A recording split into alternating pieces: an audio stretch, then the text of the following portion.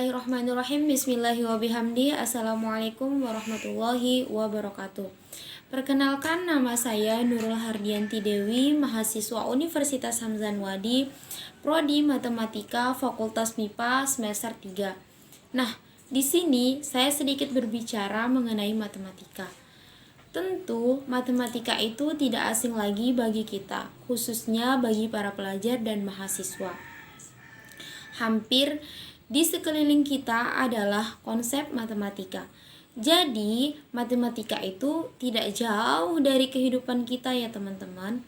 Nah, berbicara mengenai matematika, di sini saya sedikit bercerita. Tapi bukan bercerita sih, lebih tepatnya memberikan sedikit pengetahuan bahwa matematika itu tidak sesulit yang kita bayangkan, asalkan kita mau berusaha ya teman-teman. Saya pernah membaca satu filosofi bahwa matematika itu memang sulit, akan tetapi menjanjikan suatu kepastian. Lah, mengapa demikian? Karena jalan dalam menyelesaikan persoalan matematika itu memang sedikit rumit, akan tetapi dia akan menghasilkan suatu bilangan rasional, yaitu yang nyata. Nah, di dalam kehidupan kita bisa menganalogikakan bahwa Allah telah menjanjikan surga bagi hambanya yang bertakwa. Nah, lalu bagaimana cara kita mendapatkan itu? Ya tentunya kita harus berbuat kebaikan. Dengan cara apa kita berbuat kebaikan? Ya banyak sekali. Nah, untuk berbuat kebaikan tidaklah mudah jalannya. Banyak sekali tantangan yang harus kita lewati untuk mendapatkan hasil yang kita inginkan, yaitu janji Allah yang pasti yang sudah dijelaskan dalam Al-Qur'an. Nah, di sini saya akan berbicara tentang konsep bilangan positif dan negatif. Nah, saya sedikit tertarik nih tentang bilangan ini. Mengapa demikian? Karena konsep penemuannya itu yang sangat sekali membuat saya tertarik loh teman-teman. Nah, jadi teman-teman, di sini saya akan berbicara tentang bilangan positif dan bilangan negatif. Mengapa demikian? Karena saya tertarik dengan sejarah penemuannya loh teman-teman. Jadi, sejarah penemuan konsep bilangan positif dan negatif ini diumpamakan dengan langkahan kaki loh. Ternyata di dalam konsep bilangan ini kita diajarkan untuk mengumpamakan sesuatu. Contohnya, bilangan positif diumpamakan sebagai langkahan kaki mengarah ke kanan. Sedangkan bilangan negatif diumpamakan ke arah kiri.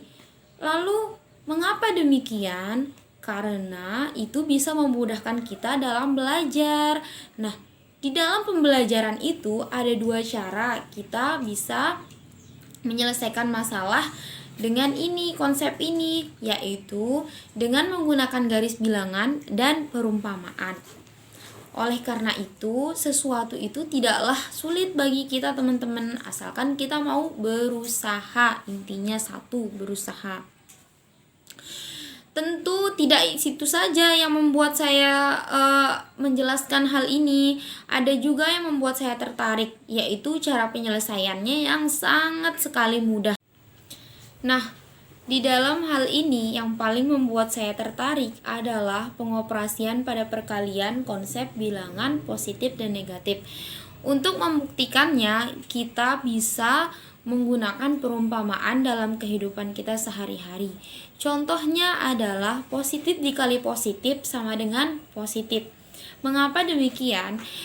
Ketika kita mencintai suatu kebaikan, maka itu adalah hal positif. Nah, bisa kita katakan bahwa positif dikali positif itu adalah positif.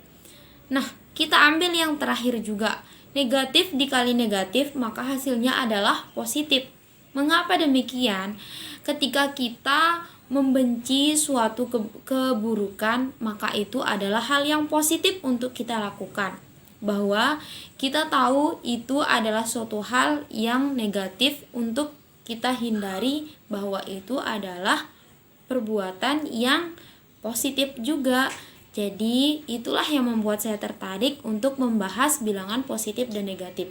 Seperti yang saya katakan tadi di awal, bahwa Allah telah menciptakan surga dan neraka. Untuk itu, bisa kita kaitkan dengan bilangan positif dan negatif, yaitu di dalam bilangan positif dan negatif kita menggunakan garis bilangan. Ketika jumlah kebaikan kita lebih banyak, kita mengarah ke arah kanan. Seperti yang saya katakan tadi di awal teman-teman, bahwa Allah telah menciptakan surga dan neraka. Itu bisa kita umpamakan loh teman-teman, kepada bilangan positif dan negatif ini, yaitu dengan penyelesaian persoalan. Ketika bilangan positif kita lebih banyak dan bilangan negatif kita sedikit, maka itu menghasilkan bilangan positif.